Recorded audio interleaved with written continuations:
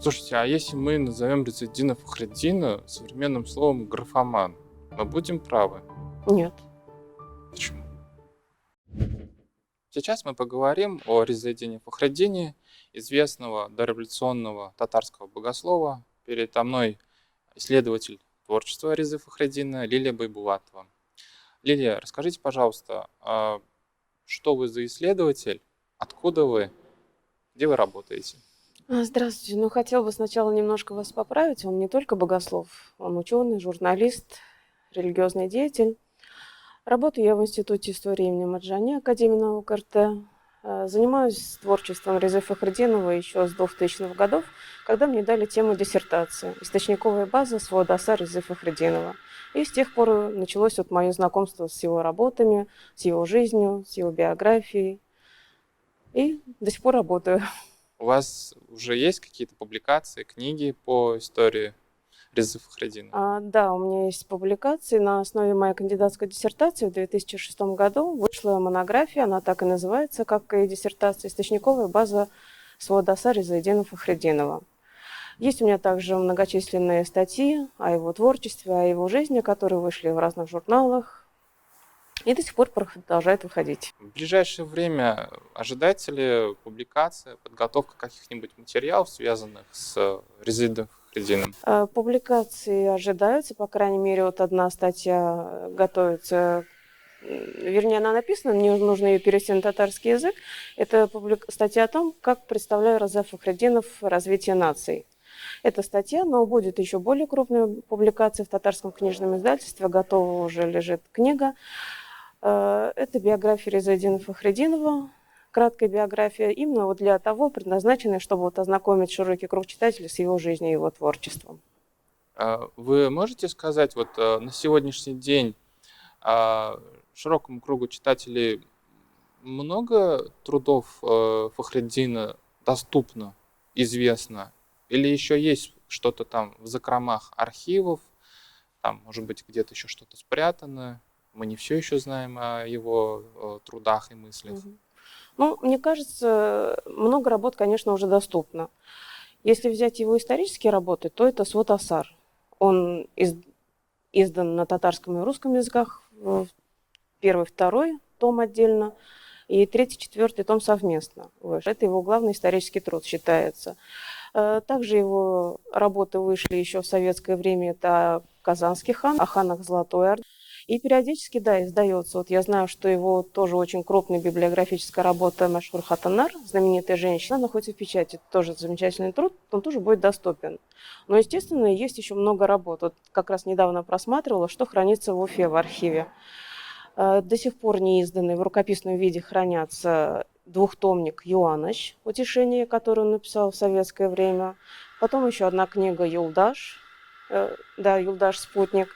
И некоторые еще богословские работы также хранятся в рукописном виде. Они пока доступны только специалистам.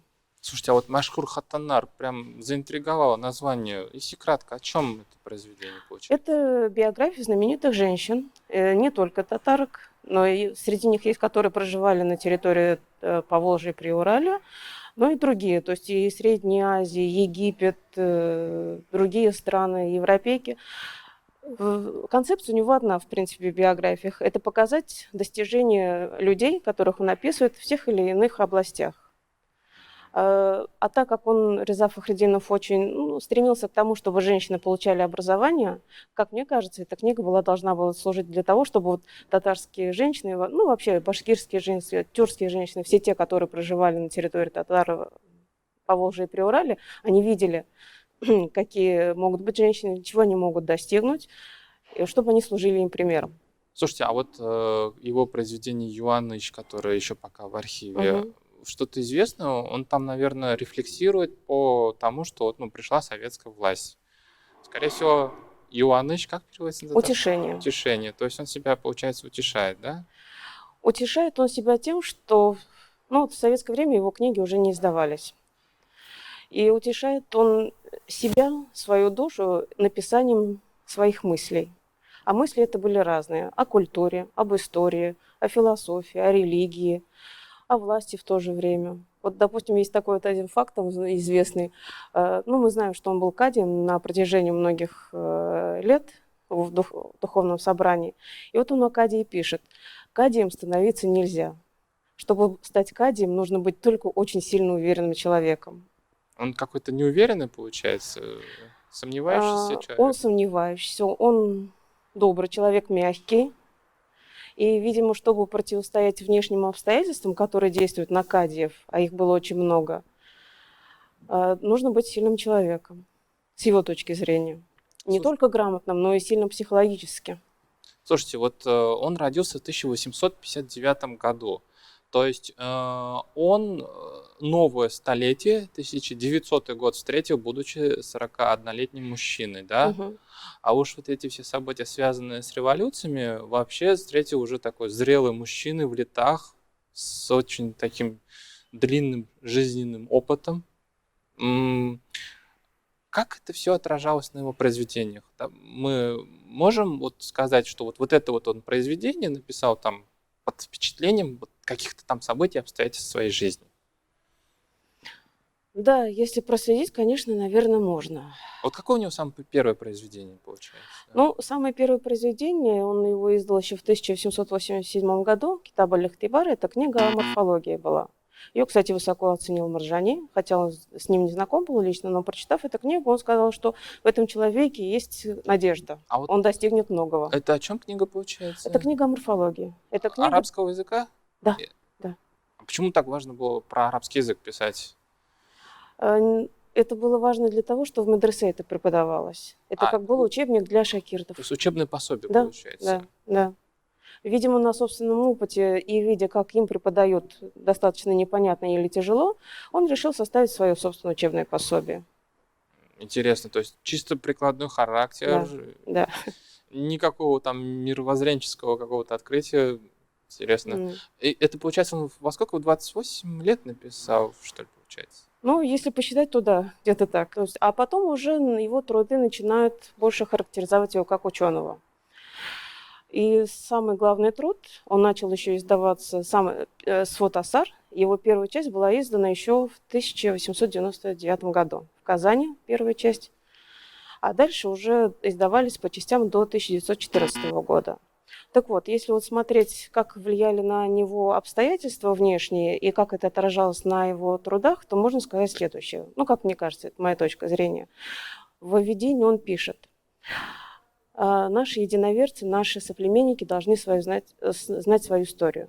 Не знаешь свою историю, у тебя нет будущего. Потому что в истории отмечены все ошибки, все упущения и также успехи, которые нужно учитывать будущим поколениям. Это вот писал он до 1914 года. А потом третий и четвертый тома. Третий том он, конечно, закончил в 1911 году. Он так, правда, и не был издан при его жизни, потому что его конфисковали. А четвертый том он уже закончил в советский период. Так вот, там в введении он пишет: я уже не надеюсь, что эта книга моя будет издана. Я вообще даже не надеюсь, что эту книгу будут читать. Но я это пишу для себя, чтобы утешить себя, свою душу, свое сердце. А почему он обращался именно вот к историческому материалу? Он же, о нем знают как о богословии. Он же, наверное, должен что-то с исламской догматикой, с исламской теологией работать, с этим материалом работать. Почему с историческим? Но мне кажется, это началось еще в период учебы в медресе. По его воспоминаниям, он с его другом Фаридом впервые как-то удалось им прочитать газету «Тарджиман», которая издавалась в Бахчисарае Исмаилом Гаспарским. И с этого момента начинает у него расширяться сознание, то есть не только религиозное образование. Он увидел, что в газете и на другие темы тоже идет разговор. И мне кажется, вот с этого времени у него началось еще поиски в других направлениях, в частности, в истории.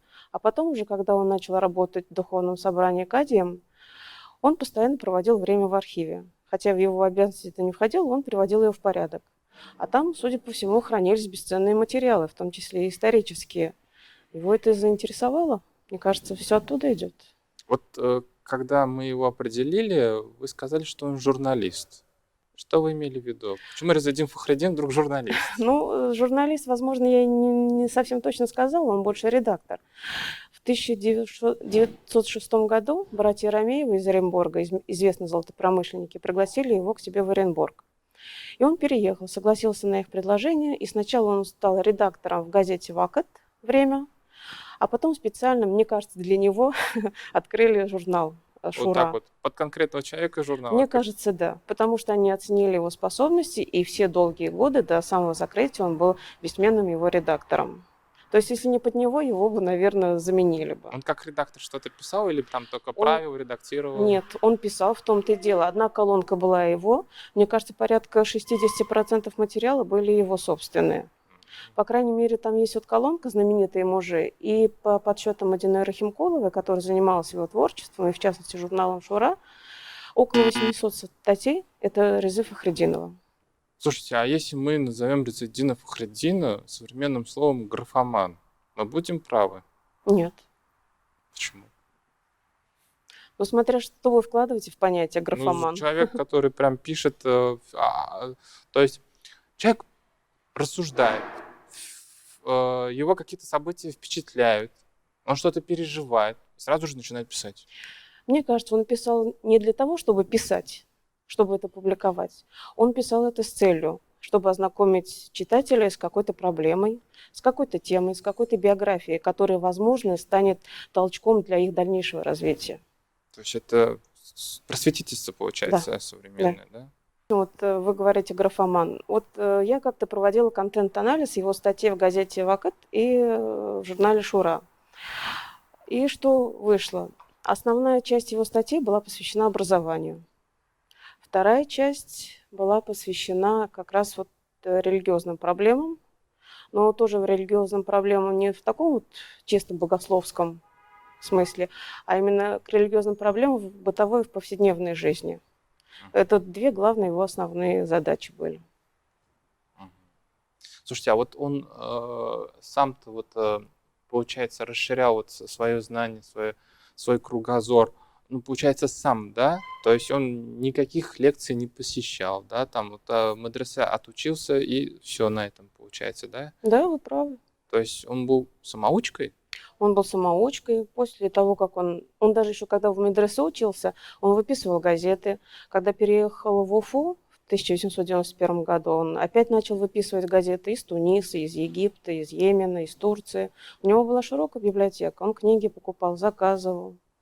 Действительно, он сам учился. Но он и сам признает, даже вот в своей автобиографии он пишет, он такого склада характера человек, что ему легче самому где-то прочитать и узнать, чем спросить. То есть он, может быть, с кем-то консультировался, может, у него какая-то была переписка. Потом, в дальнейшем, уже при встречах, да, вот, допустим, на него очень сильно оказало влияние встреча с Джамаледдином Афгани. И известно, что он с ним переписывался. Насколько она была обоюдная переписка, точно утверждать нельзя, но, по крайней мере, черновики его писем Джамаледдина Афгани сохранились и до сих пор хранятся в Уфе. Ну, это черновики, да? То есть это Да. не тот вариант текста, который он отсылал Афгани, получается. Да, да. Но есть такой вот ученый башкирский Фаниль Баеш, он, к сожалению, сейчас покойный, он выяснил, что в одной из газет Джамаледдин Афгани пишет, что благодаря Резадину Фахриддинову его сведения он пришел к каким-то выводам. То есть получается, что его письма все-таки доходили до Джамаледдина Афгани. Да, с кем-то он общался. Хотя и для него он говорит, что эта встреча была неожиданной. Они в Петербурге с ним встретились в 1894 году. Но она потрясла его. После этого он пересмотрел некоторые свои мировоззрения, религиозные, повседневные, на образование, на просвещение. А вот в какую сторону он теперь развернулся? Он сказал, то, что я думал, что я что-то знаю в этих областях, оказалось, что это все пустяк. Что нужно учиться, и после этого он еще больше начал читать, больше начал книг выписывать из разных стран, видимо, чтобы расширить свой кругозор. Ну, получается, прям такой эрудит, любопытствующий. То есть у него прям, видимо, в мотивации его любопытства прям большую роль играет, да? А он кто? Экстраверт, интроверт? Как мы можем это вот определить? Можем как-то определить? Можем, наверное, определить, судя по его записям и по воспоминаниям его дочери, это был тихий человек, который не стремился вступать в конфликты, Для него нужно было помещение тихое, где он мог работать. И вот даже вот работа его в архиве была для него благодатной в том плане, что, вот, по его словам, 2 часа он отводил на работу у Кади, остальное время он сидел в архиве. Его никто не трогал, он занимался своими делами. Поэтому, наверное, вот исходя из этого можно определить склад его характера. Слушайте, а что вот насчет его, наверное, все-таки, я назову так, поиском себя в плане этничности? Так даже, ну, понятное дело, процесс формирования буржуазной татарской нации еще не завершился, он продолжался. В интеллектуальной среде были поиски, кто мы, татары, не татары, булгары, не булгары. Вот что можно сказать по Ризаэддину Фахретдину? Ну, как мне кажется, для себя он четко определил. В своих работах он пишет, что он из тюрок. В своих статьях. То есть этноним татар он не воспринимал? Он не то, что не воспринимал, он его не любил. Он не считал, что вот к проживающим, ну, скажем, современным татарам применять этноним татары не слишком этично, для него это были завоеватели.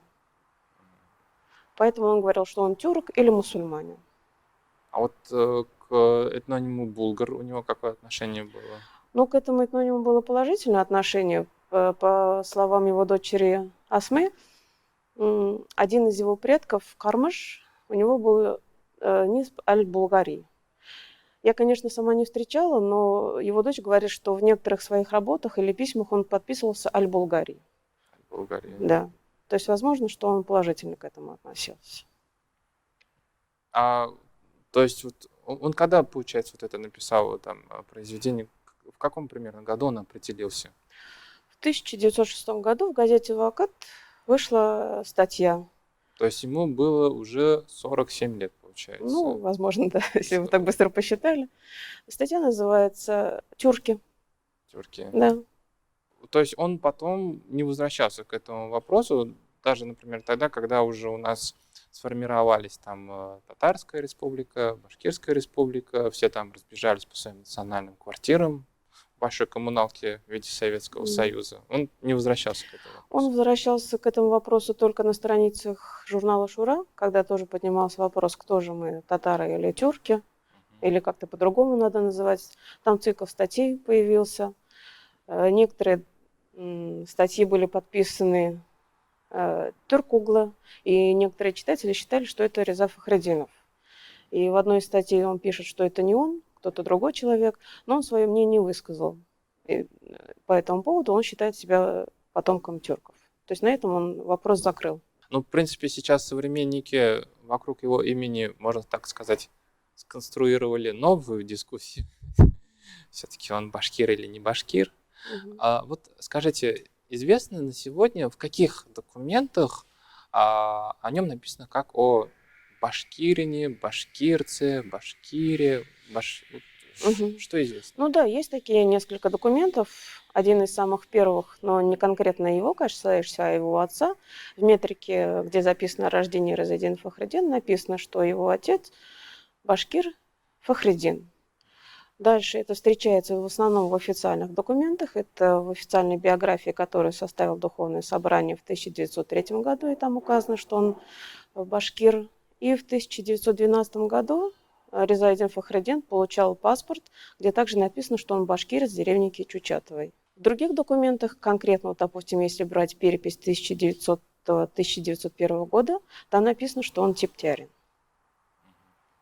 Это все вот официальные документы? Это только официальные документы. В каких-то личных документах, в его произведениях, кстати, я его дневник читала, в дневнике этого нет.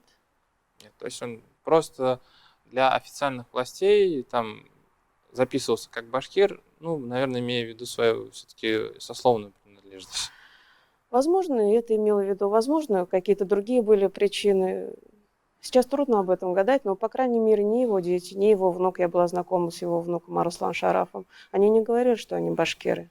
Слушайте, а вот в его произведениях он вообще вопросу об этносе башкир какое внимание уделял? У него, по-моему, какая-то своя концепция была, да, свой какой-то взгляд был? Ну, башкир, как и татар, в принципе, он относил к северным тюркам. Конкретные статьи о башкирах я у него не знаю, по крайней мере, мне не встречалось. То есть он даже в своих произведениях не особо задумывался по поводу башкирского этноса. Нет. Он даже если вот брать его биографические работы, он ведь там никого не разделяет. Этот татарин, этот башкирин, этот казах. Для него они все тюрки, которые проживали на определенной территории и принесли какую-то пользу своему народу. Хотел бы вернуться к вопросу, когда он стал работать в Оренбургском Магометанском духовном собрании. Да.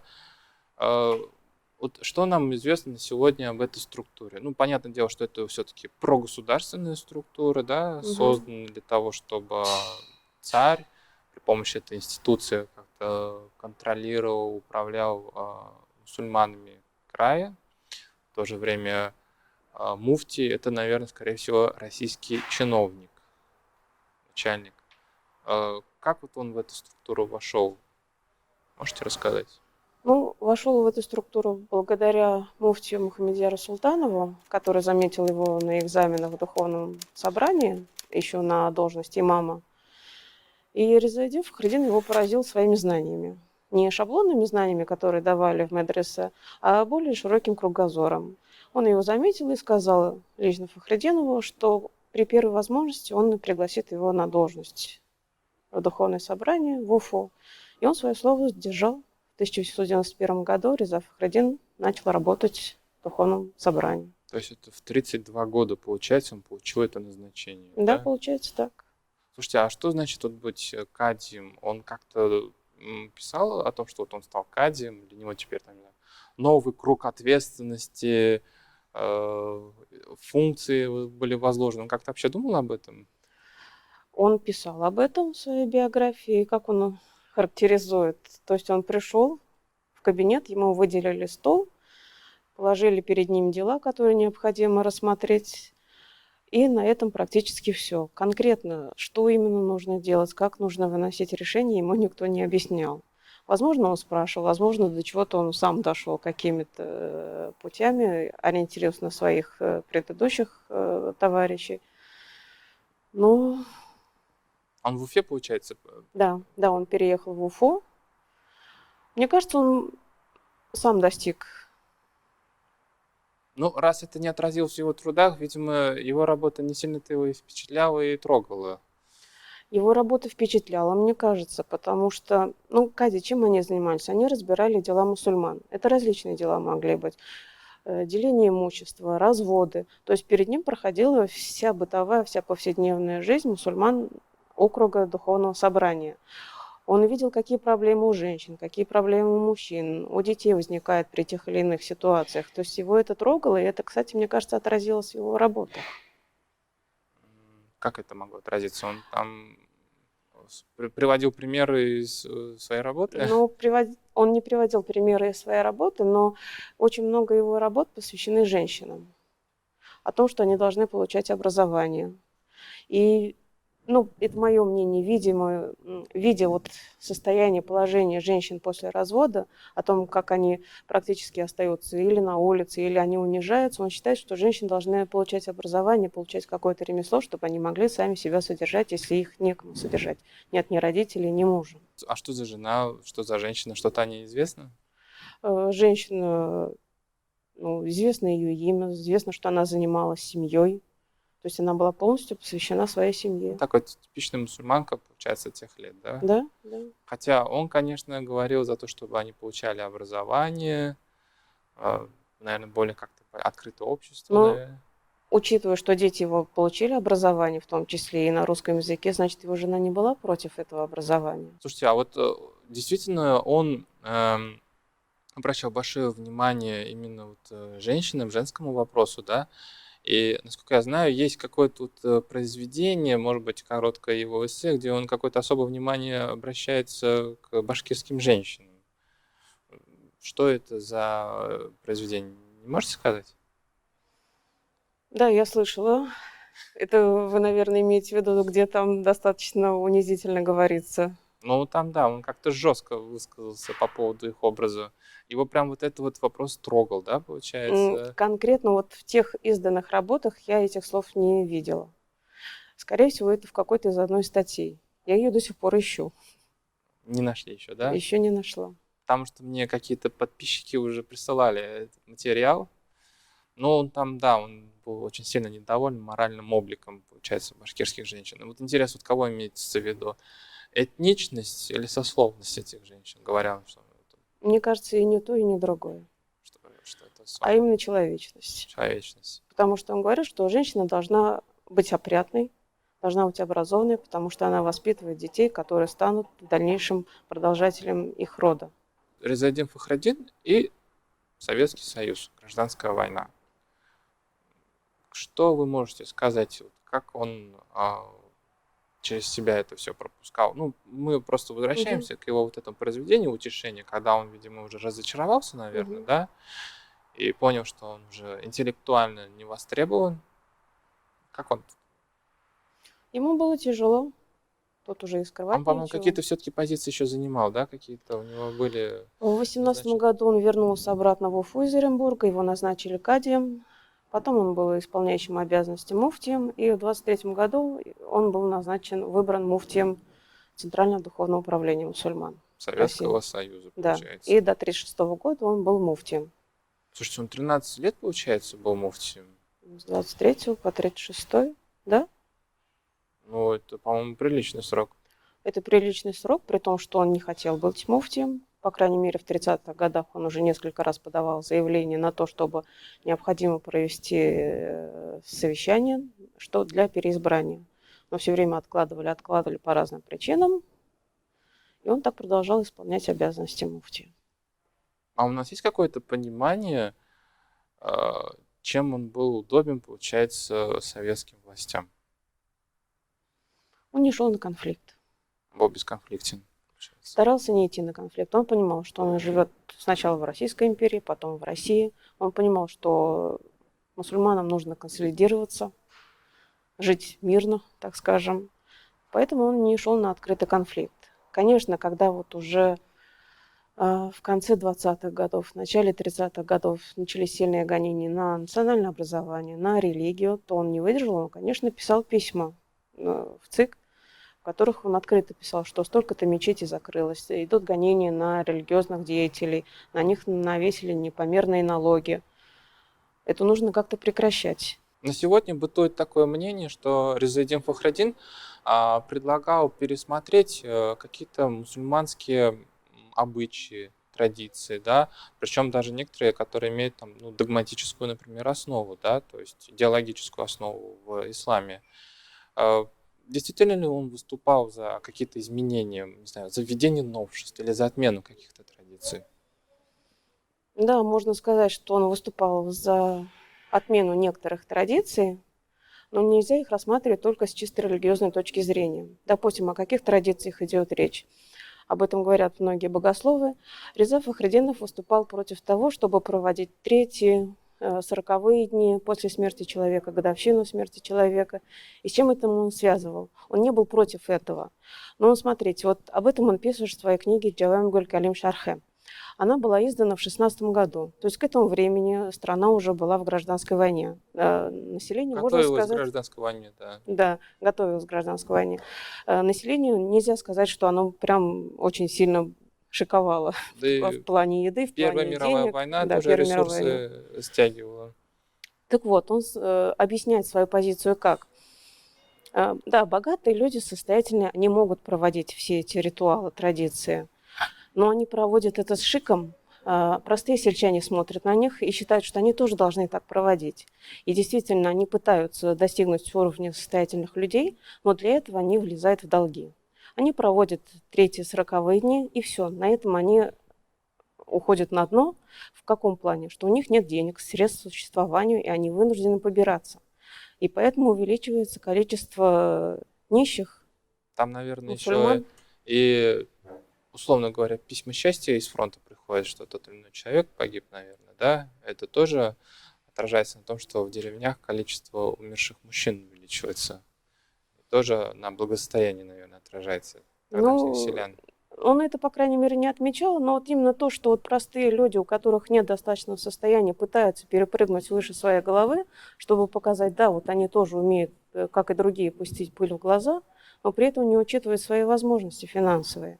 И подать потом уже в кабалу к тем же самым состоятельным людям, на которых они равнялись. То есть его вот это вот не нравилось. Поэтому он говорил, что нужно исходить из своих потребностей. Нет возможности проводить эти дни, не надо. Как интересно, то есть он согласовывал с суровой реальностью то, что предписывал ислам. А еще есть какие-то примеры, где он так вот, в принципе, примерял теорию с практикой? Ну, по крайней мере, еще вот он говорил, что не нужно ходить на кладбище и молиться душам умершим. Почему? Ну, он считал, что это уже, как скажем, богохульство, наверное. Для него главное это был Коран, а в Коране нет такого. А можем ли мы говорить, что это на него переписка с Афгани повлияла? Возможно, возможно. Ну, в принципе, если мы сегодня попробуем себе представить Резидина Фахретдина, значит, а, он был кади, был имамом, был просветителем, был эрудитом, был человеком богословом. А кем еще он был? Он был простым человеком, в первую очередь, который заботился о своей семье. На первом месте для него стояла семья, мне кажется. Дальше он уже рассматривал своих соплеменников. Он очень хотел, чтобы его нация развивалась. Он и приводил примеры и восточных мыслителей, и западноевропейских мыслителей, которые достигли. Западные народы он приводил в примеры, которые развивали свою промышленность, экономику. И он говорил, вот к чему нужно стремиться. И поэтому многие его действия, многие его работы, мне кажется, были продиктованы этим. Спасибо за интересную беседу. И вам спасибо.